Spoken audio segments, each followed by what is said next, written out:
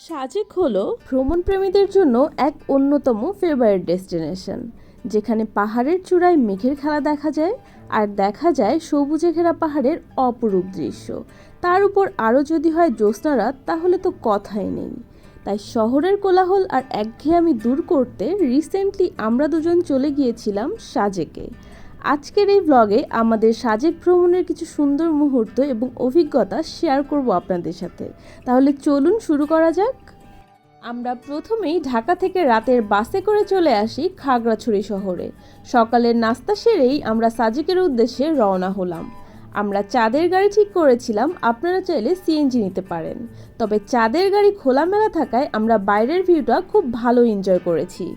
সাজেক যাওয়া এবং আসার জন্য একবারেই গাড়ি রিজার্ভ করে নিতে হবে খাগড়াছড়ি থেকে। চাঁদের গাড়ির ভাড়া সাধারণত 10 থেকে 14,000 টাকা পর্যন্ত হয়ে থাকে। 8-10 জনের গ্রুপ করে বা শেয়ারে যেতে পারবেন।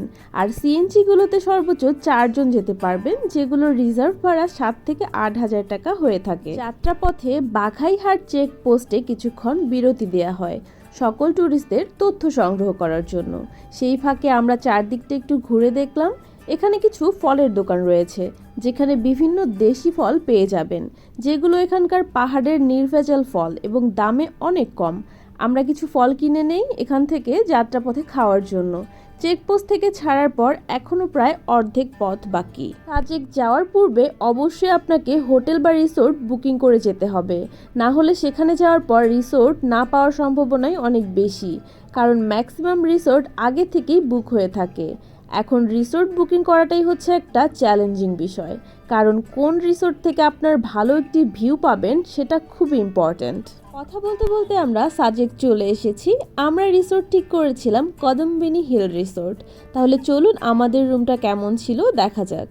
আমাদের আগে থেকেই প্ল্যান ছিল যে আমরা দুই সাইডেই থাকবো। সো কদমবেনি রিসোর্টটা হচ্ছে হাতের বাম সাইডে।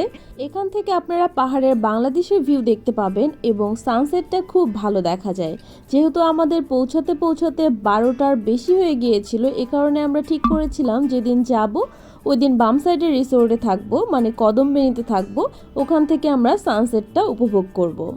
ভিউটা এত সুন্দর ছিল যে এখান থেকে উঠতে মন চাইছিল না। তারপরও যেহেতু লাঞ্চের সময় হয়ে গিয়েছে এবং অনেক ক্ষুধাও লেগেছিল, তারপর আমরা চলে গেলাম লাঞ্চ করতে।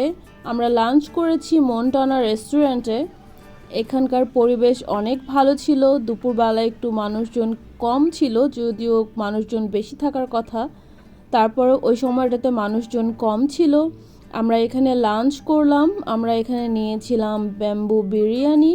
ওদের বিরিয়ানিটা অনেক মজা ছিল, বিশেষ করে বিরিয়ানির টেস্টটা ডিফারেন্ট থাকায় আমার কাছে বেশ ভালোই লেগেছে। আপনারা যারা সাজেকে গিয়ে এই ব্যাম্বু বিরিয়ানি ট্রাই করেছেন অবশ্যই কমেন্ট করে জানাবেন আপনাদের কাছে কেমন লেগেছে।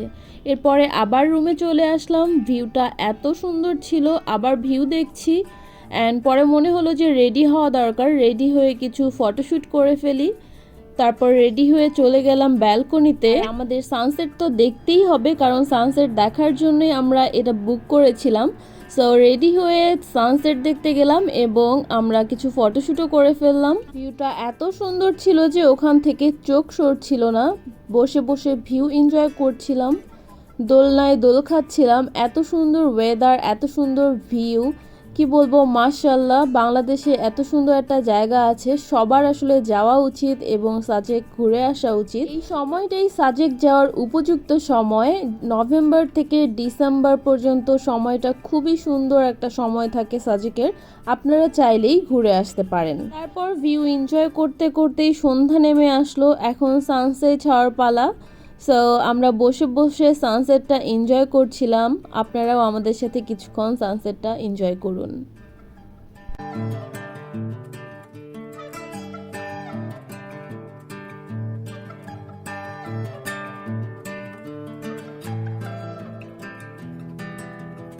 দেখতে দেখতেই সূর্য মামা ডুব দিয়ে দিল।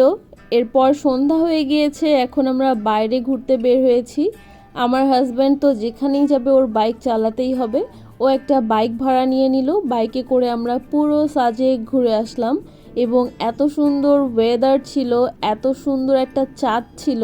এত বড় চাঁদ ওখান থেকে দেখা যাচ্ছিল, আসলেই মনোমুগ্ধকর পরিবেশ। আমার ইচ্ছা হচ্ছিল ওখানেই থেকে যাই, কিন্তু কি আর করার, অনেক রাত হয়ে গিয়েছে, ব্যাক করতে হবে, ডিনার করতে হবে।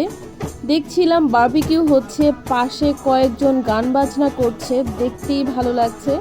আজকে আমরা বারবিকিউ খাবো চিন্তা করলাম।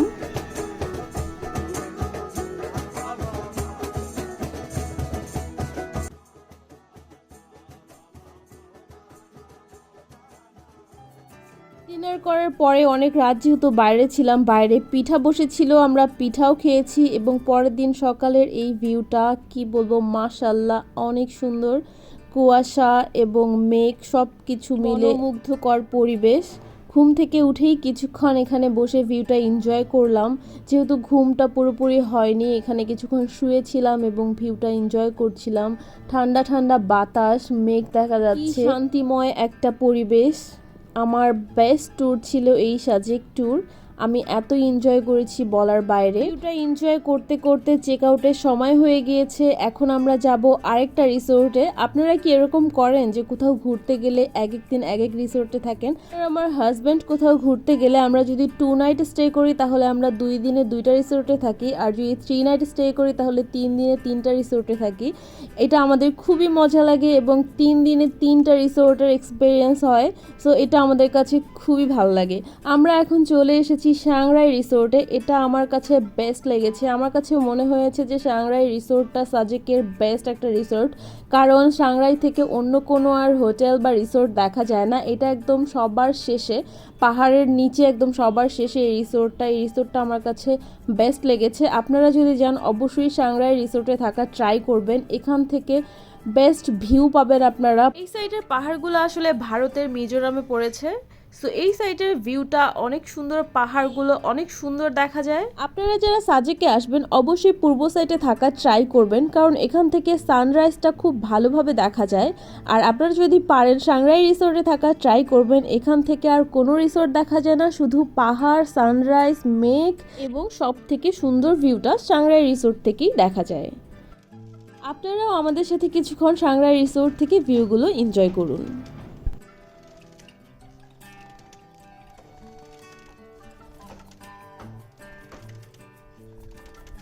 তারপর লাঞ্চ করার পরে আমরা বিকালে এসে ব্যালকনিতে বসে অনেকটা সময় বসেছিলাম, অনেক সুন্দর লাগছিল মেঘগুলো দেখতে এবং অনেকটা সময় এখানে স্পেন্ড করেছি। এরপরে আমরা বিকালবেলায় একটু হাঁটতে বের হয়েছিলাম, আশেপাশে ঘুরে ঘুরে দেখছিলাম। আমাদের যাওয়ার কথা ছিল ওখানে একটা মিউজিয়াম আছে সেখানে, কিন্তু ওখানে আর যাওয়া হয়নি কারণ ওটা বন্ধ ছিল। ওই সময়টাতে অবরোধ ছিল, এই কারণে ওই মিউজিয়ামটাও বন্ধ ছিল, এই কারণে আমরা ওখানে আর যেতে পারি নাই। এবং ওদের যে ট্র্যাডিশনাল ক্লোথ থাকে ওগুলাও পরা হলো না, কারণ ওদের মিউজিয়ামটা খোলা থাকলে ওগুলো সব খোলা থাকতো এবং ওগুলো পরেও ফটোশ্যুট করা যেত, ভিডিও করা যেত। শুধু এই জিনিসটাই মিস হয়ে গিয়েছে আমাদের।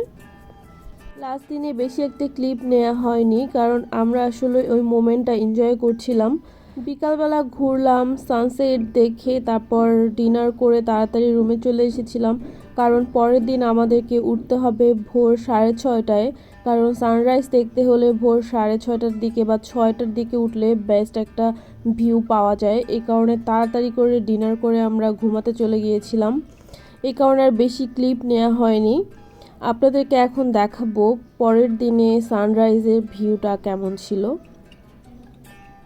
সানরাইজের সময় তেমন একটা ক্লিপ নিতে পারিনি, কারণ তখন অনেক মেঘ ছিল এবং ভিডিও ক্লিয়ার আসছিল না। পরে যখন একটু সানলাইট দেখা যাচ্ছিল আমরা ভাবলাম যে এই সময়টাতে কয়েকটি ক্লিপ নেওয়া যায়। এখন দেখুন আপনারা, গাছের সাথে মেঘগুলো মিশে গিয়েছে, মনে হচ্ছে না যে আমরা পাহাড়ের উপরে আছি। আজকেই আমাদের লাস্ট ডে সাজেকে, আজকে 12টার পরে চেক আউট করতে হবে, তারপর আমরা লাঞ্চ করে আমরা রওনা দিব ঢাকার উদ্দেশ্যে।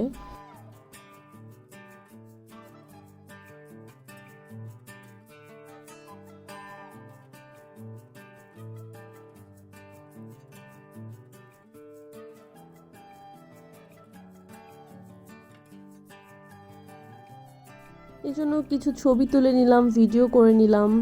এই রুমটা আমার কাছে খুবই ভালো লেগেছে, আপনারা অবশ্যই সাংরাইয়ে যাওয়া ট্রাই করবেন এবং সাংরাই থেকে আসলে ভিউটা খুব ভালো এনজয় করা যায়। তো এখানে একটা স্কুল ছিল, স্কুলে ওই সময় জাতীয় সঙ্গীত গাচ্ছিল, তো এটা ক্লিপটা নিয়েছিলাম আমি। অ্যান্ড দেন আমরা চিন্তা করলাম যে সাজেক থেকে যাওয়ার সময় আমরা খাগড়াছড়িতে নেমে একটু ঘুরবো, কারণ যেহেতু আমরা এখানে 12টার পরে রওনা দিয়ে দিব এবং আমাদের কাছে সারাদিন সময় থাকবে আর রাতে আমাদের বাস, এ কারণে এখান থেকে যাওয়ার পরে খাগড়াছড়িতে কিছুক্ষণ ঘুরে টুরে খাগড়াছড়িও দেখা হলো। তাই খাগড়াছড়িতে ঘুরে টুরে তারপর আমরা ঢাকার উদ্দেশ্যে রওনা দিব। খাগড়াছড়ি শহরে আমরা একটা রেস্টুরেন্টে গিয়েছিলাম, রেস্টুরেন্টটা অনেক সুন্দর ছিল। আপনারা কি কেউ এই রেস্টুরেন্টটা চিনেন? চিনলে অবশ্যই কমেন্ট করে জানাবেন যে আপনারা এটাতে গিয়েছেন কিনা। এই রেস্টুরেন্টটা আমার অনেক ভালো লেগেছে। এই রেস্টুরেন্টটা থেকে কিন্তু পাহাড় দেখা যায়। খাগড়াছড়ি শহরটা আমার কাছে অনেক ভালো লেগেছে। আর রেস্টুরেন্টের ভিতরের পরিবেশটা এত সুন্দর ছিল, আপনারা দেখুন চারদিকে গাছপালা এবং অনেক সুন্দর একটা রেস্টুরেন্ট। আমি যদি খাগড়াছড়িতে একদিন থাকতে পারতাম তাহলে অনেক ভালো হতো। ওদের ফুড ট্রাই করতাম এবং আপনাদেরকে রিভিউ দিতাম যে ওদের ওখানে কি কি ফুড আছে। যেহেতু হাতে সময় কম ছিল, এই কারণে আসলে ওখানে বেশিক্ষণ বসা হয়নি আমাদের, শুধু 4-5টা ঘুরেই চলে এসেছিলাম। এখান থেকে ঘুরতে চলে গিয়েছিলাম আলুটিলা। আলুটিলাটার তেমন কোনো ক্লিপ আমি অ্যাড করতে পারিনি, কারণ ওই সময় ভিডিও ছিল, বাট এখন আমি ওই ভিডিওগুলো খুঁজে পাচ্ছি না। সাজেক ট্যুর এখানেই শেষ করছি। আই হোপ আপনাদের এই ভিডিওটি ভালো লেগেছে, আর এই ভিডিওটি যদি ভালো লেগে থাকে অবশ্যই কমেন্ট করে জানিয়ে দিবেন যে আমাদের এই সাজেক ট্যুর ব্লগটি আপনাদের কেমন লেগেছে। আজকে তাহলে এখানেই বিদায় নিচ্ছি। সবাই ভালো থাকবেন, সুস্থ থাকবেন, আমাদের জন্য দোয়া করবেন, আমরা যাতে আরও বেশি বেশি ভ্লগ নিয়ে আপনাদের সামনে আসতে পারি। দেখা হবে অন্য কোনো ভ্লগে। সেই পর্যন্ত আল্লাহ হাফেজ, টাটা অ্যান্ড বাই বাই।